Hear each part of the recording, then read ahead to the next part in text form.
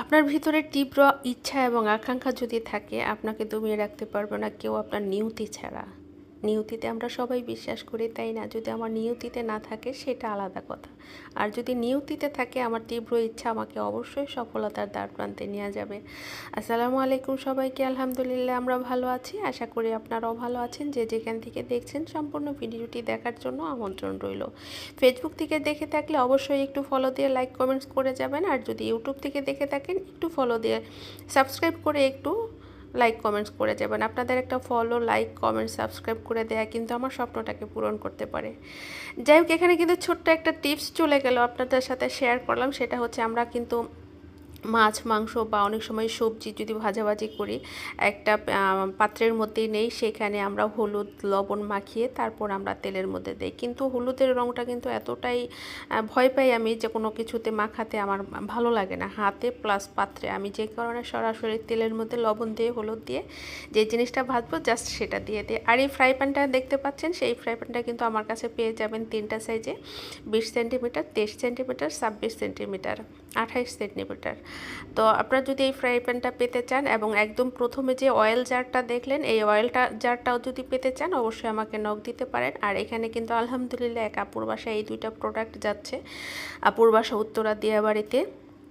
সে এখানে এই যে ঝুল ঝাড়ু বা ডাস্টার যেটাই বলেন, এই যে এসি পরিষ্কার করা যায়, ফ্যান পরিষ্কার করা যায়, ঘরের যে কোনো উচ্চতায় যে কোনো ধরনের আপনার যে কোনো কিছু পরিষ্কার করার জন্য ডাস্টার হিসাবে এটা কাজ করা যায়।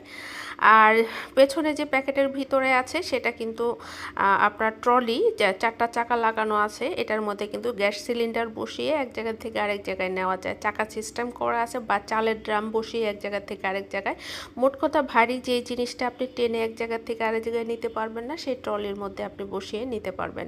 আর অন্য ভিডিওতে অবশ্যই এগুলি আপনাদের সাথে শেয়ার করবো। আর এই সবজি কাটারটার কথা কি বলে, এটার মধ্যে যে কোনো জিনিস স্লাইস করা, ভাজি করা, আঁকাবাঁকা করা, যে কোনো সবজি আপনি যেভাবে কাটতে চান, 4 ধরনের ব্লেড দেয়া থাকবে এবং একটা পিলার দেয়া থাকবে।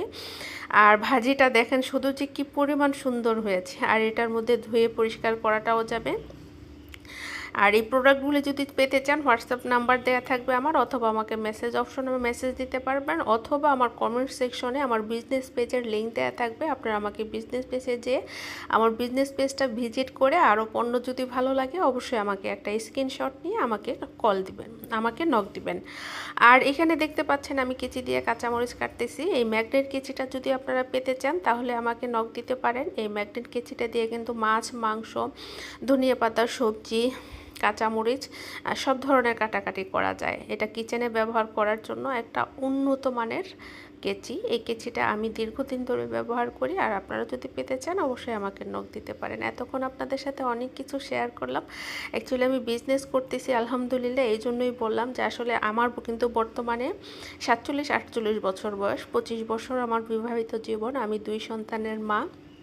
আমার ছেলে সেকেন্ড ইয়ার পড়তেছে, ইন্টারমিডিয়েট সেকেন্ড ইয়ারে। তো আমি এই জন্যই বললাম যে আসলে আপনার যদি তীব্র ইচ্ছা থাকে, সেই ইচ্ছাটা পূর্ণ করার মালিক অবশ্যই আল্লাহ। নিয়তিতে যদি থাকে তাহলে আপনি চেষ্টা করলে আপনার ইচ্ছাটাকে পূরণ করতে পারেন। যাই হোক, এতক্ষণ সাথে থাকার জন্য ধন্যবাদ। ভালো থাকবেন, সুস্থ থাকবেন, আল্লাহ হাফিজ।